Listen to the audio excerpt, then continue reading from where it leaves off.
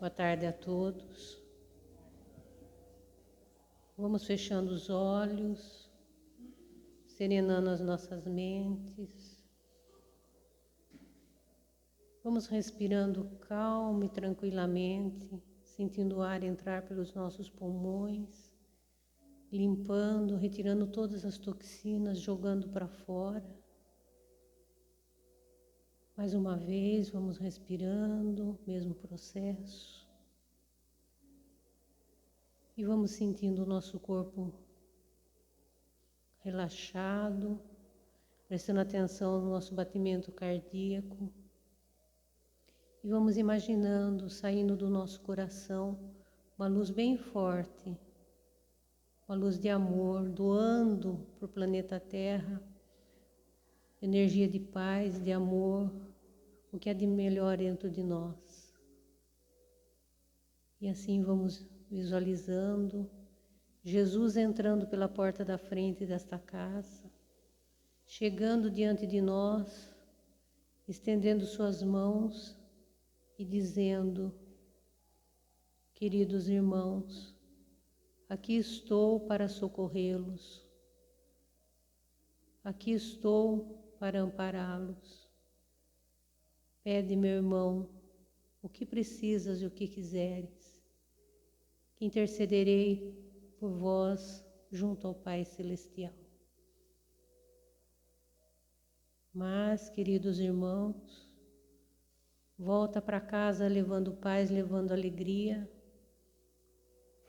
levando também o compromisso de implantar dentro do nosso lar o Evangelho, as palavras da salvação, alimento para o nosso espírito, e procura amar e ser amado. Assim, vamos nos preparando com essas palavras amorosas do Mestre para recebermos o Evangelho do dia de hoje pela nossa irmã Rita, agradecendo a todas as equipes espirituais que já se encontram nesta casa, agradecendo todos os irmãozinhos desencarnados que aqui estão em busca de aprender, em busca de se libertar. Vamos lembrando neste momento dos nossos antepassados, pedindo ao Mestre que abençoe cada um na pátria espiritual. Vamos pedindo também bênção e paz para todos os trabalhadores da casa, para todas as equipes espirituais que trabalham aqui na casa, que todos sejamos abençoados em nome de Jesus. E vamos então repetir a prece que Jesus nos ensinou, pensando em cada palavra, meditando em cada palavra desse grande ensinamento. Pai nosso que estais nos céus, santificado seja o vosso nome, venha a nós o vosso reino, seja feita a vossa vontade, assim na terra como no céu. O pão nosso de cada dia nos dai hoje, perdoai as nossas ofensas, assim como nós perdoamos a quem nos tem ofendido. E não nos deixeis cair em tentação, mas livrai-nos do mal. Amém. Gratidão, Senhor, que assim seja.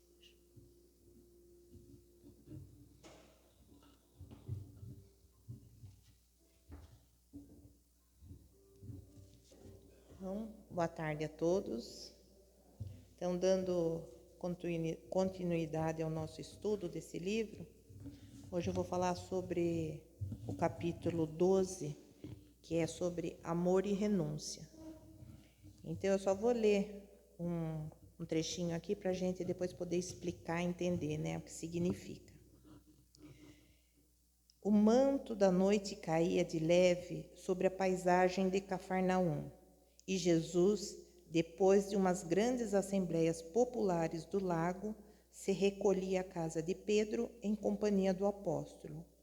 Com a sua palavra divina, havia tecido luminosos comentários em torno dos mandamentos de Moisés. Simão, no entanto, ia pensativo como se guardasse uma dúvida no coração. Inquirido com bondade pelo mestre, o apóstolo esclareceu: Senhor, em face dos vossos ensinamentos, como deveremos interpretar a vossa primeira manifestação, transformando a água em vinho nas bodas de Canaã, não se tratava de uma festa mundana. O vinho não iria cooperar para o desenvolvimento da embriaguez e da gula? Jesus, entendendo o alcance da interpelação, sorriu. Simão, disse ele, conheces a alegria de servir a um amigo? Pedro não respondeu, pelo que o mestre continuou.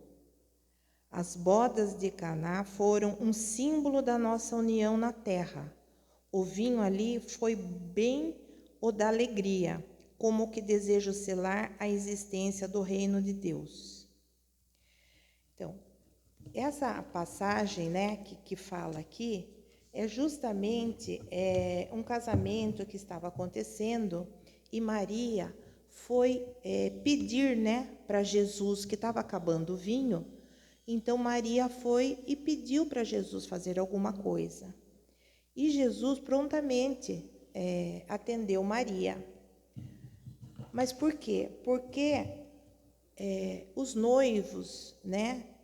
Imagine a gente, né, dando uma festa e você começa a perceber que acaba a comida, acaba a bebida, né? E naquele tempo era muito, hoje em dia também mas naquele tempo era mais ainda vexoso, né?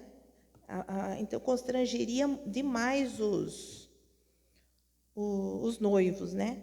Então Jesus fez esse milagre, mas também com a intuição, como ele já tinha feito já tinha dado, né, vários sermões, e ele estava trazendo o povo ao redor dele. Então, essa multiplicação do vinho foi como se ele estivesse mostrando realmente os milagres, né, vindo de Deus. Então, porque nas outras conversas, depois dessa, Pedro ele ficou indeciso por quê? Porque tem um trecho aqui que fala dos amigos, né? Que Deus fala que a gente tem que honrar, que a gente tem que, como se diz, enaltecer a amizade, né? Então a gente tem que fazer o bem pelos nossos amigos, a gente tem que cultivar os amigos, fazendo o bem a todos. Mas ao mesmo tempo também tem um outro trecho aqui que Deus, ele pediu, que Jesus, quando ele convidava os apóstolos para segui-lo, ele pedia para que os apóstolos deixassem seus pais para trás, né? Deixassem suas casas, porque todos os apóstolos tiveram que abdicar de tudo, né? Deixar sua vida mundana, né? Deixar família, deixar quem era casado deixou a esposa, para seguir Jesus, só com a roupa do corpo, né? Então, para Jesus, isso era um exemplo de amor, de totalmente se dispor de tudo e seguir o reino de Deus, né? Isso é a renúncia que se fala nesse capítulo, né? Então, essa renúncia falada nesse capítulo é o que nós fazemos para trazer o reino de Deus dentro de nós. Um exemplo bem banal, né? Quantas vezes chove, tem meia dúzia de gato pingado aqui. Por quê? Porque a gente deixa a preguiça acima, né, dos ensinamentos de Jesus. A gente, às vezes, está com preguiça de pegar o carro, ou mesmo de pegar uma condução e vir até o centro. Não digo só do centro espírita, até de outras religiões. Então, as pessoas, elas fazem primeiro tudo o que elas precisam fazer na vida e deixam sempre, por último, essa missão que Jesus espera de nós, que é seguir sempre os seus ensinamentos, com comprometimento, né, e com assiduidade. Então, toda essa renúncia que Deus está falando é quando a gente demonstra realmente esse amor que nós temos que ter por Deus, essa fé, né? Essa fé que está acima de qualquer compromisso, né? Então, só que nessa época que Jesus teve esse diálogo com Pedro, ele já sabia que Pedro ia negá-lo 3 vezes, assim como fez.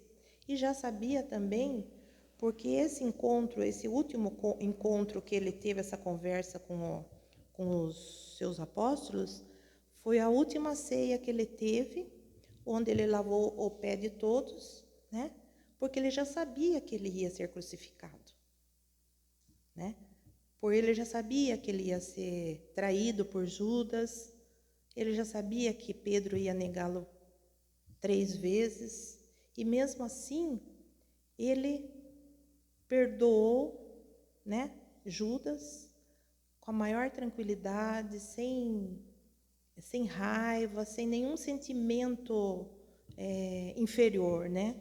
Assim como ele entendeu também a posição de Pedro, porque todos os apóstolos, quando começaram a perseguir Jesus, todos começaram a ter medo, né? E Jesus, ele sabia da nossa condição de humano, né? Que nós temos medo, que nós somos fracos, né? Para resumir. Então, esse capítulo, Jesus mostra a sua angústia, né? E também pela ingratidão dos próprios apóstolos, né? Que o seguiam tal. E ele fez essa suprema renúncia, aceitando o cálice amargo que lhe fora reservado em nome de um propósito maior, né? Que ele morreu pela gente.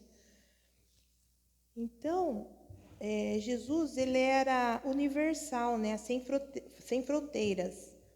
E ele, mesmo diante das traições e das violências, ele se manifestava sempre com tranquilidade.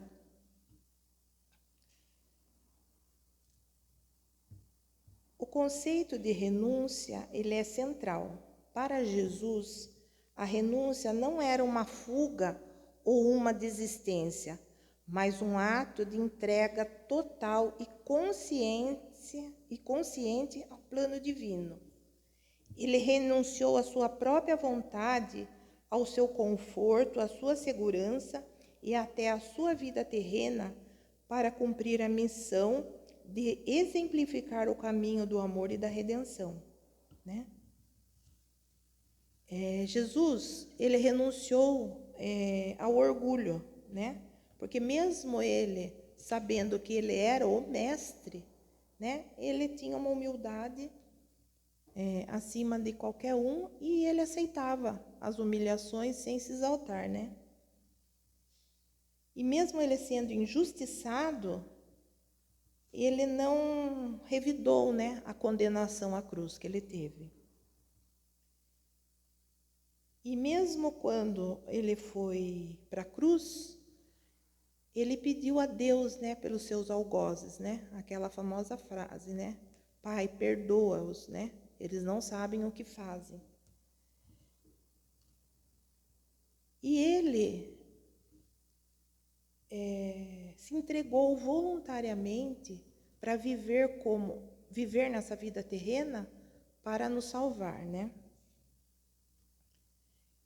Então, essa renúncia de Jesus, ela é considerada a maior prova de amor, né? Porque ele se sacrificou em prol de todos, né? Então, nesse livro, o Emmanuel, ele utiliza, né, esse exemplo de Jesus para nos convidar à reflexão sobre nossa capacidade de amar e renunciar. Ele sugere que, para seguir os passos do Mestre, também devemos estar dispostos a renunciar às paixões inferiores ao egoísmo, ao orgulho e a tudo que nos afasta do bem e do serviço ao próximo. O verdadeiro amor, conforme ensinado por Jesus, exige sacrifício pessoal, paciência, perdão e, acima de tudo, a capacidade de se doar sem esperar nada em troca. Porque tem um outro trecho aqui que continua, né, aquele diálogo com Pedro. Então Pedro fala assim: o amor verdadeiro e sincero nunca espera recompensas, né? Pedro falou assim: e como deveremos proceder quando os amigos não nos entendem ou quando não nos retribuem com gratidão? Daí Jesus falou: Pedro, o amor verdadeiro e sincero nunca espera recompensa. A renúncia é o seu ponto de apoio. Como ato de dar é a essência de sua vida. A capacidade de sentir grandes afeições já é em si mesmo um tesouro. A compreensão de um amigo deve ser para nós a maior recompensa.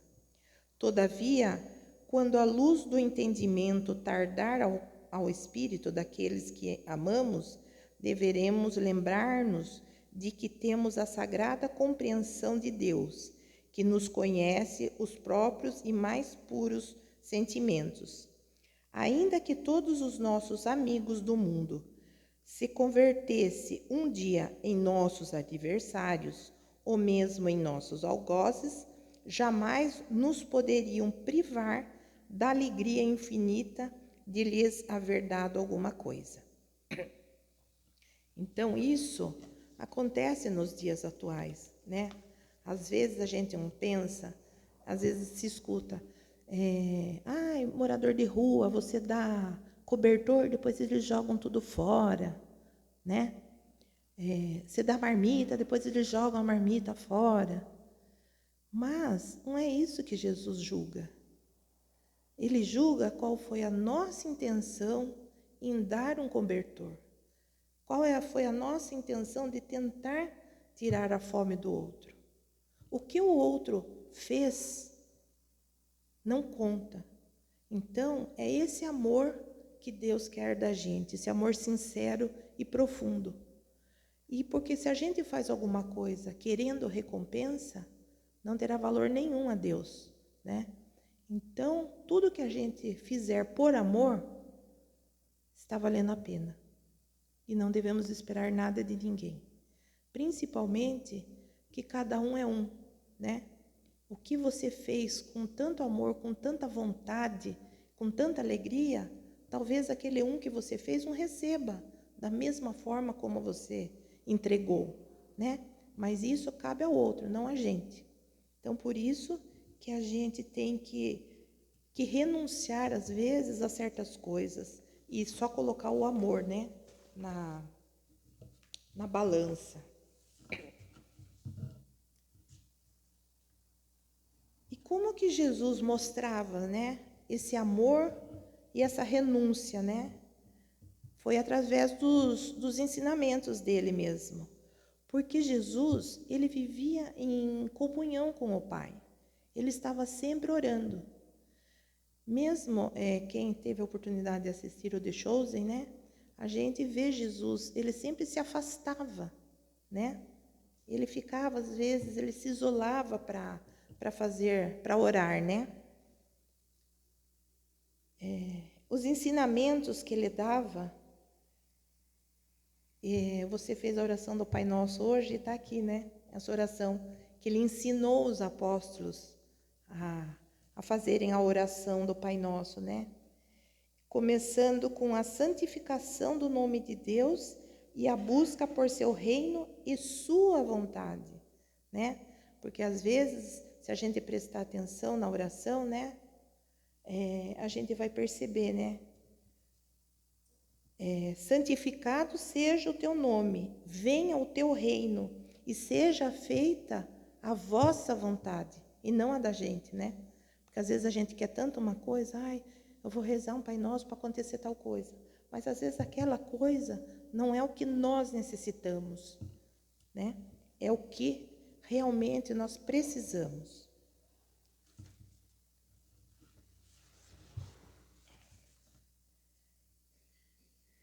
E a demonstração da renúncia, a oração constante era uma renúncia ao tempo e à atenção que poderia dedicar a outras coisas, priorizando a comunhão com o divino. Como eu disse no começo, a gente tem mania, né? Tudo bem que nós somos seres imortais, porém imperfeitos, né?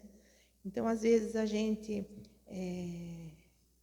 deixa de fazer uma oração porque está cansado, deixa de fazer uma oração porque a gente está com sono. Às vezes, a gente vai em uma festa e esquece, às vezes, que naquele dia a gente teria que fazer um evangelho em casa, ou mesmo em um centro, né? Que seria o dia do centro, a gente abre mão ainda. Mas isso porque nós somos imperfeitos.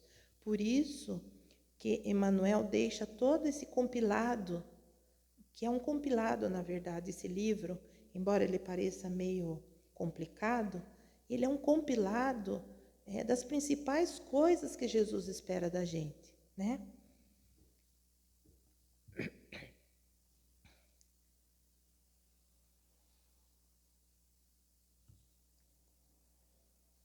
E os ensinamentos de Jesus estavam sempre voltados para valores espirituais e eternos, em contraste com as preocupações materiais e efêmeras. Porque ele falava assim, né? Buscai, pois, em primeiro lugar, o reino de Deus e a sua justiça, e todas estas coisas vos serão acrescentadas. E também alertava sobre o perigo das riquezas. Não ajunteis tesouros na terra, onde a traça e a ferrugem destroem, e onde os ladrões arrombam e furtam. Então, quando Jesus falava isso, nos tempos de hoje, a gente pode entender o seguinte: é natural que todos nós trabalhamos, é natural que todos nós a gente almeja, né, ter uma casa, ter um bom carro. Porém, a gente não pode fazer da nossa vida a principal meta isso, né? Então, a gente precisa do material para viver, mas a gente não pode ser só materialista, né? E sim agradecer por todo aquele material que Deus está nos concedendo, está nos ajudando a conquistar, né?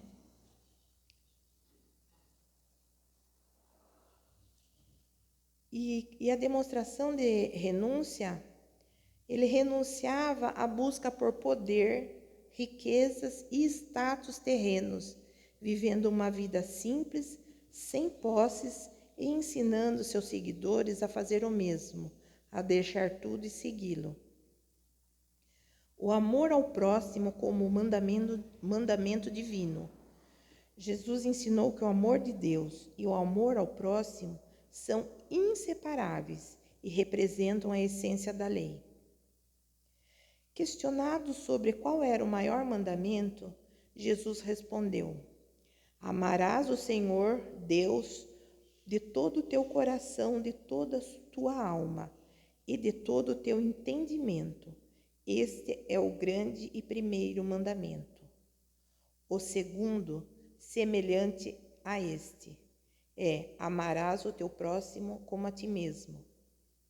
Desses dois mandamentos dependem toda a lei dos profetas.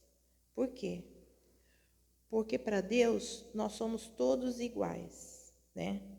Então, a gente, transformando isso em um exemplo atual, a gente tem filhos, né? Como seria você amar um filho ou deixar alguém prejudicar, maltratar seu filho? Ninguém aqui iria querer isso, né? Porque o amor de Deus, embora não seja, mas é o amor quase semelhante ao amor de Deus, das boas mães, né? Porque também existem exemplos de más mães, né? Mas a gente, quando a gente tem esse amor verdadeiro pelos filhos, é um amor incondicional. O filho pode fazer o que for para a gente fica triste, a gente às vezes se magoa, mas jamais a gente vai deixar de amá-lo, né? Então a gente sempre tenta corrigi-los, mas nunca deixa de amá-los, por pior que seja o que eles fazem, né?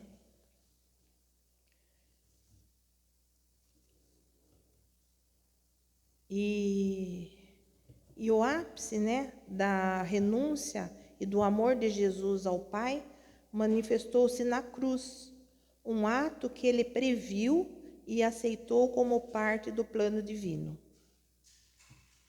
Então, qual foi o ensinamento aí?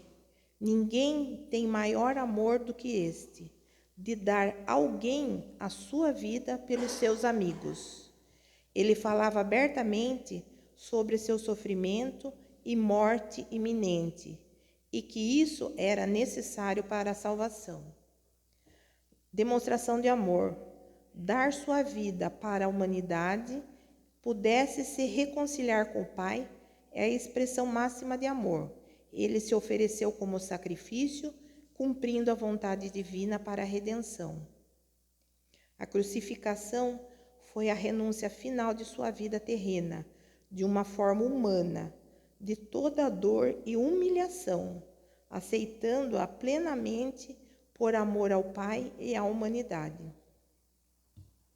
Então, uma vez uma amiga minha até falou, mas será que Jesus sentiu realmente, porque ele era Jesus, né? Será que ele sentiu todo aquelas dores mesmo? Com certeza ele sentiu, né? Porque ele estava ali como humano. E, ao mesmo tempo, a grandeza dele fez com que ele suportasse tudo em silêncio, com toda a resignação, né? Então, fica aí esse texto e essa reflexão para a gente, né? O quanto a gente renuncia, às vezes, por coisas terrenas, né? Coisas materiais, e renuncia, né, aos ensinamentos de Jesus, renuncia a estar 100% conectada a Deus e a Jesus. Então, agradeço a atenção. Então, vamos agora fechando os nossos olhos, agradecendo a Deus por todo esse ensinamento deixado, nos direcionando sempre para uma vida mais feliz, uma vida de paz, e essa oportunidade que Ele nos dá a cada dia de evoluirmos, de melhorarmos como pessoas e principalmente como espírito que é infinito. Que possamos sair daqui tomados dessa serenidade, dessa luz de Jesus que nos invade, e com esse amor da espiritualidade amiga que nos abraça, nos consola e sempre nos orienta, nos intuindo sempre, para sempre fazermos o melhor que possamos. Que assim seja, graças a Deus e graças a Jesus.